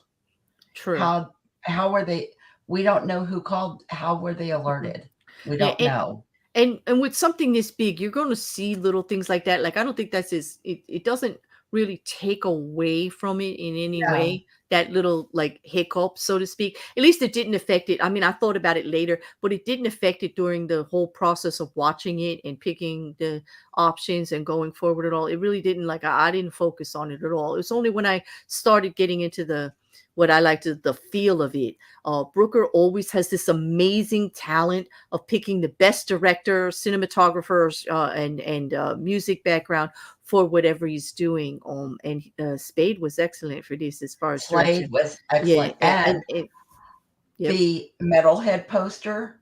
Oh, okay. Well, that's what I was going to say. But before you start, because I know you got 9 million of them. No, this is a quick one. Okay. David Slade was also the director for Metalhead. He was for Metalhead. Yes. Okay, yeah. But does all right, I'm gonna go around. Let's start over. You record, you got any Easter egg, short Easter eggs that you found? I know you talked to me about the house being the white bear system. There was the house, there was the billboard, which if you didn't slow down the film, you'd miss it completely. When he was on the bus, the white bear. When he was on the bus, right? Another one that was a little bit more subtle was when he went into the gaming area. The way that the head guy, I can't remember his name. What's his name? The way that he actually points out how he wants the floor plan to work is once again the white bear symbol. Okay, yeah. When he goes right, okay. I get that. All right. How about you, Cats? Did you find any Easter eggs? Are you into Easter eggs? Like, I never asked you that before. No, I like them. I'm the kind of guy who, like, I'll go and watch videos. I'm so bad. Like, the only one I spotted, like, genuinely, and I've looked up others since, but I'll not pretend I got them, was the San, how do you pronounce it? San Jupiter, not Jupiter. Yeah, the therapy center. The St. Juniper. Yes, it was named after the hospital in San Junipero. Yes, good one, Kat. That was a good catch because not many people would read the sign there. But as far as that building, there's another one that I saw. That whole pathway with the cars and everything is the symbol again. Like, like what is it with the white bear symbol in this? It's like smack. Getting it thrown to us. Yeah, he definitely. But I noticed that one. There was there anything else, Cats? I don't want to cut you off. No, that's it. Like I said, I have been on YouTube and looked at the Easter eggs since. So I know there's a lot more, but I'm not going to stand here and lie and say I spotted it. Oh, okay. You're such a good guy. I'm so glad you keep it. Another one though about the room is when they're packing over there at the software development place at Tuckersoft. Nosedive, even though they spelt it wrong, but the game that Colin is working on is called Nosedive. Even though they spelt it all night, and that's another Black Mirror episode for those that aren't familiar. There was a lot of that there. How about you, Aaron? You'll go jump over and see if you found some Easter eggs. The nosedive, which I know there's a little bit more on Kim's Easter egg list, but the fact that hit me, because I circled back to that at the beginning, is the fact that I'm like, you know what? He's designing a game called Nosedive, and that son of a bitch is going to jump off a balcony in a little bit. I know. Right? At first, he took a nosedive. A little bit of play on words there. Like, he took a splat dive for that one. Like, that was more than his nose. Oh, yeah. But the other one was, and it's sort of an Easter egg, and it extends outside. It's that 20541 code that you enter at one point. So they got the Netflix secret codes. I was telling you guys about this. If you look there, what they use to tag videos for different subgenres, and if you can actually look them up online, and if you go to Netflix, I think it's netflix.com/ whatever the code is, enter that, it'll take you to it. Well, 20541 is the Netflix secret code for hijacking movies, which is what we've done to this guy. We've hijacked control of him. We're making him do what we want to do. Oh, that's a good one. Oh, And Yeah, we've kind of been there's hijacked ourselves. we've been hijacked yeah. too. Yeah, like Brooker hijacked us for sure. Oh no, that's But good. Like that's well, cool. Yeah. and that's the thing too, is with time passing, the only thing in there right now is Blood Red Sky, which I didn't research the background to see if that was intentional, but I wonder what was in there at the time of release. Because Bandersnatch itself doesn't show up. You would think maybe a little bit of a loop there, Yeah. but it's not in there and there's nothing else. Your release date for research is December 28th of 2018, and they only talked about it the day before on December 27th out in the media at all. They kept it hush-hush the whole time, which is fascinating to me because this is a huge project. This was huge and unique, and like I can't believe it wasn't leaked, that people weren't like gossiping about it and stuff like that. But they're telling me that it just came out cold. You know, I'm gonna have to believe it because I didn't pay attention to it coming out. Like, oh no, don't come for me. I'm sorry, Charlie. I'm sorry, Charlie Brooker. But it was the holidays, and I was busy, and you know, I don't. I was gonna say, I think it showed up just as a movie. I can't remember for sure. It's been so long, but it was in the coming soon. But and it that was actually it. pushed back the next season. That was, and people were annoyed because they were working on this movie and the season was being delayed. They were really annoyed about it. So that could be part of why they didn't release a lot of the fun information about it like that they should have. Okay, Cypher, did you see any? I know you were new to it this week, but did you catch any Easter eggs? I know that's hard to catch Easter eggs if you haven't watched a lot of Black Mirror. Having thought back over the scenes that I watched, I did notice bits and pieces, but I wouldn't have been able to make any connections between, as I said, I haven't seen any of the Black Mirror series, which I'm going to actually sit down and watch at some point. I'll start it today. We'll start with the main symbol that they throw at us repeatedly in this is White Bear. So what I will put it out there for YouTube and for chat. If you are not if you're just new to watching Black Mirror episodes, and you want to watch Bandersnatch, watch White Bear first. Then watch Bandersnatch because they're throwing a lot at you with the White Bear symbol on what that means and how the control. Don't get me wrong. I picked up that there was significance to what I was saying because I'm quite good at spotting things in puzzles and things like that. So I understood the significance of them. I just didn't realize what they were when I was seeing them. Like the band, like the White Bear symbol, and there was another one early on, the Atari symbolism in there where it was right before the crash of 1985 when ET fucked everything up for a little bit. And I think also that kind of plays into where Colin is talking about Pac-Man and then he goes Pac. Yes. I picked that up. I did pick that up pretty early. His whole theory on Pac-Man about eating, aggressively and that they're controlling him, they only put him in a maze. I'm like, damn, Colin, just ruined my world. And the thing with Pac-Man also is that it was designed as a game with no ending. It was infinite. Right. Yep. But if you got to level 257 and above, the screen would start glitching. You would get like half the screen or kill screen. Yes. Which is an error they kept showing us over and over again. Colin got it. Stefan got it. Like everybody got it.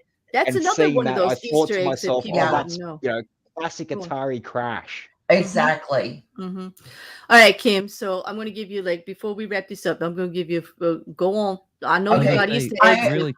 And there's one thing that I want to mention as well. Okay, so let me because she's going to go right ahead. All right, I heard Aaron first. So Aaron, you said there was one thing. Yeah, just really quickly. You understand what the White Bear symbol means in this, right? Well, tell them, Aaron. Tell them. Yeah, so which they all saw the flow chart before. It's also called the pathway symbol.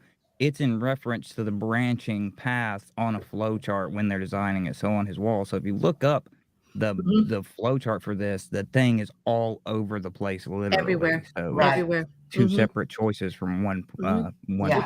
It's about choice. It's about the path. It is the pathway. Yes or no, up or down, left or right. Yes, that's it. It is that symbol. That's the White Bear. But many people didn't get that actually from the White Bear episode. Like they missed that part, which might be why he did this whole movie. I don't know. But it gets to be a bit much. But okay, record. I think there was also the white bear symbol on the acid tabs, but it was slightly distorted. Looked like that was actually what was on there. I remember seeing a symbol. Bandersnatch. That was the there you go. Bandersnatch. It was from the book. The demon. The demon from the book That's Bandersnatch. right. Yeah, that's what the other one that I saw. Yeah, I saw that. I was like, oh, hang on, that's kind of weird. Yeah, which is a Lewis Carroll. It was originally in the Lewis Carroll poem Jabberwocky. Yeah, And then he also included it in Through the Looking Glass. Yep, Through the Looking Glass. One of his other poems, I believe. Yeah. I don't remember the name of the third one, but yes, it's definitely prominently looked at in Through the Looking Glass, and definitely Jabberwocky. Yes, but yeah, he's a definite creature. What were you going to say, Rekka, before I let her loose on the rest of them?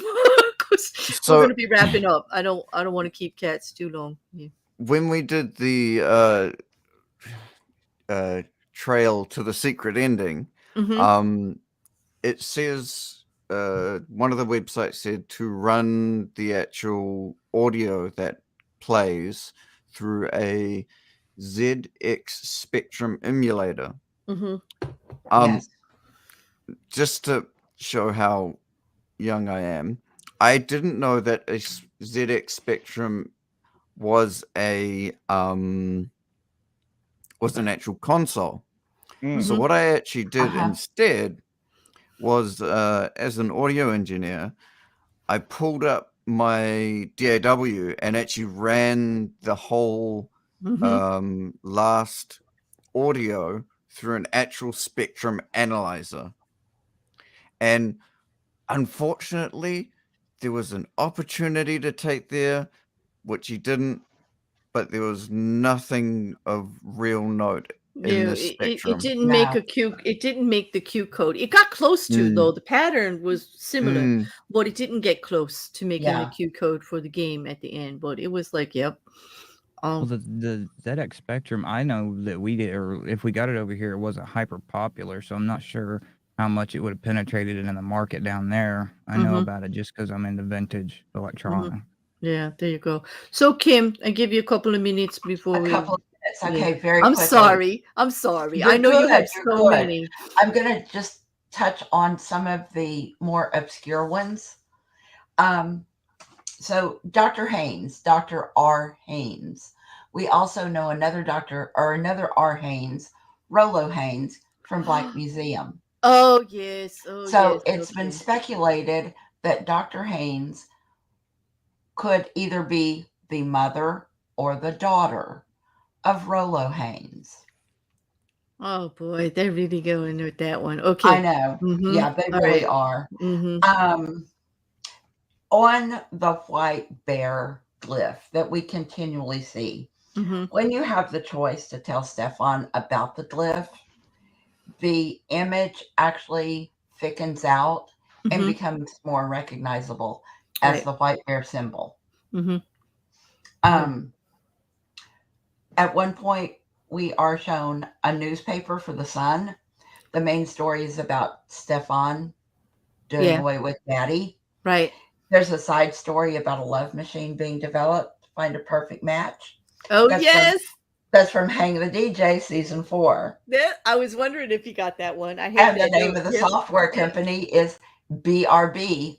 Be right back. Be right back. From season 2. From season 2. There you go. See how crazy we get. Like I'm telling you, like she's gonna have to make a list of these because there were so many in here. There were so many. Of course, like the poster Metalhead, even though it had the dog too. Like it had the dog. Yeah, but they spelt it all wrong. But like they're trying to trick you and not trick you into it. But there was so much. Oh my gosh. All right, a couple more.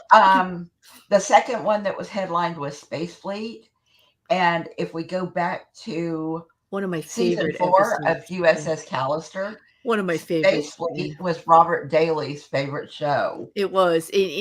I have to say that's one of the best damn Black Mirror episodes. That was a great one. That was a great one. They've brought up 15 Million Merits from season 1 a couple of times in this. They've talked about and referenced Crocodile from season 4 a few times. Yeah. And National Anthem has played into it. There was Where? actually a poster in Tuckersoft for a game called Pig in a Poke. No. Yes. How did I miss that? Because and if you got to the ending, the Pearl ending, Yeah. she's in front of like a monitor or a TV, and the UKN news is playing. There's a scroller at the bottom that says Michael Callow won Celebrity Bake Off. Okay, there and you go. he was the prime minister. He was the prime National minister Anthem. from National Anthem. Okay. And on that, they also talked about Granular to unveil prototype pollinator drone from Haiti. Oh no, the killer bees! The killer bees! They made it. Yes, and we also learned that Leah Monroe from the Waldo moment got to go into the Buckingham Palace. Oh, Waldo made it to Buckingham. That's hysterical. Okay. Yes. Obviously, we have to talk. I missed a lot. As you can all tell, we are ending this episode with the bear is actually going to watch more Bandersnatch. Like, I'm not done.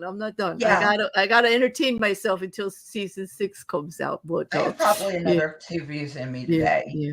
But I definitely won't. I think we've kept them long enough. I'm going to wrap up with your last thoughts. Anything that you want to say about it, your last thoughts for a minute or two each. I'll start at the corner and go over. I'm going to start with you, Wrecker, because you're over there in the corner in the bottom there. What would you want anyone to know about these last thoughts? I think it goes real deep, but it's also really shallow at the same time. I honestly think that it's very simple but complicated. Could be. I agree with you on that. Kim, we have a request for doing a whole episode of Easter eggs. You're going to give me 30 minutes. We're going to have to tell them. We're going to have to do a follow-up. We'll have to entertain them. We always listen to the people. We listen to the people. We've learned that about YouTube. I try to listen. I don't like you sometimes, people of YouTube, but I do hear you. This one we'll take into consideration. But Kim, last thoughts, like little last thoughts, Kim. Little last thoughts. Again, I think that so much of this goes into Brooker is talking to us about, the free will. Do we really have it? He's making us think about that. He's making us think of our own autonomy and our own psyche, because he really lets us into Stefan's psyche. No, he does. You know what? I'd have to agree with that. And that was a beautiful little one. All right, cats. Last thoughts of torture here for Brooker. Oh, I feel like I should say something really profound, but like I don't like. All I'll say is if anybody's still watching and hasn't watched it and think, well, I'll not bother now because I've heard all about it. Like even I watched it past couple of days 4 or 5 times, and every time it's just such a huge, cleverly done thing. It's give it a go, and if you've seen it once, don't think that you've seen it. Have another go. It's just so clever, so big, so brilliant. Go for it. Yep. I totally agree, and that was profound. Thank you very much, and thank you for joining us today. Aaron. I'm just gonna say, I mean, it goes into control and whether you're in control of your life, your destiny, etc. so much, but the reality is philosophy is only good as so far as where the rubber meets the road, how you can function in real life based on it. It's good to think deep, it's good to explore, but at some point you have to leave the intellectual aside, stop thinking about life, and just live. And if he had done that, he would have been better off. And that's kind of a model for how every person has to exist. Take care of yourself. And, don't go down that deep, dark hole that's going to, be interesting but destroy you. Yeah, and true. That resonates with me because those paths, the dark ones that he was making us go down, there were loops to get out of them in better entries, like every single time. And just like life, you find yourself on that dark path or going towards that end. It's not ever the end, is it? Well, the one thing I learned from this episode or this movie is there are no real endings like that. Like there's always, he always could get up and try again. That was repeated multiple times. Try again, try again, try again. I'll go back the other way, do it a different. But it's a good message in the end, after he tortured us for hours. It's a good message in the end. Cypher, thank you, Aaron, and thank you for your time today. Cypher, where you at? Well, like I said earlier, I was really impressed with the writing on it. Establishing, bringing in the choose your own adventure books into a video game. I'd never sort of thought of that before, but having looked back, I realized they're all over the place now. But yeah, Rekka's right. It's very complex but shallow at the same time. But something I think I'm definitely going to watch it and have a play around with the choices again, and make some that I when I went into it, I sort of made the choices based on what I thought I would do if I were out Stefan. And I'm not going to do that next time. I'm just going to go in and I'll kill Dad and all sorts of things and get up to some mischief and see what happens. Yep, I would say. But give it a watch if you haven't. And I am going to watch the rest of the Black Mirror stuff as well. Yeah. Well, thank you for that. Now I'm glad we've converted another one. All vegan. Yay! Yeah, and it's what? It's right up my alley. I'm really surprised I haven't sat down and looked at it before. All right. Well, we're not going to talk about how disappointed we are in you for that. Right. Because like Charlie, pass. right, like Charlie said, there's always a way to just, you can always choose a different path and do better. Can. So everybody still has the opportunity to watch Black Mirror. It is on Netflix still. Every single episode. It is not dying. It is not over with, and there's going to be new episodes coming. And on that, I want to thank everybody. Thank you, Record. Thank you, Kim. Thank you, Culture Cats, for giving us a Saturday here. Thank you, Aaron, for taking time from your busy schedule, for being here with us, and Cypher too, for actually just getting on board as a newbie and actually tackling this as your first Black Mirror. Like that was pretty brave. So I'll give you credit for that. For everybody who showed up in chat to talk with us about this and give us suggestions and comments, thank you so much. YouTube, if you haven't seen it, get out there. Like, you're missing out. Like Kat said, I agree with Culture Cats here. It's not something that if you see it once, it's over and done with. Like, you revisit it. And for those of you that haven't watched any of it yet, I would suggest White Bear first because of the symbolism that's in this movie. That would be the only Black Mirror I would recommend you really should have under your belt before you see Bandersnatch, if you're going to catch that symbolism through. Although the way Aaron explained it is perfect. It's really just about program and control. And if you already have that, then go forth. Like, just go forth. Right. Go forth with Bandersnatch and do at it. But it's a new movie every time you watch it. I assure you, it's a new movie every time you watch it. It's not a one and done kind of thing. On that, I'm going to end up. Thank you so much. And we will see you all soon. Thank you, everyone. Thank you, Cats. Thank you, Record. Thank you, Kim. Thank you, Aaron. Thank you, Cypher. And for everybody out there, have a really, really great day. And thank you, It's been a pleasure. Thank you. Hey, all right. So Bandersnatch on, everyone. All right. Good day. Bye. Bye. See ya.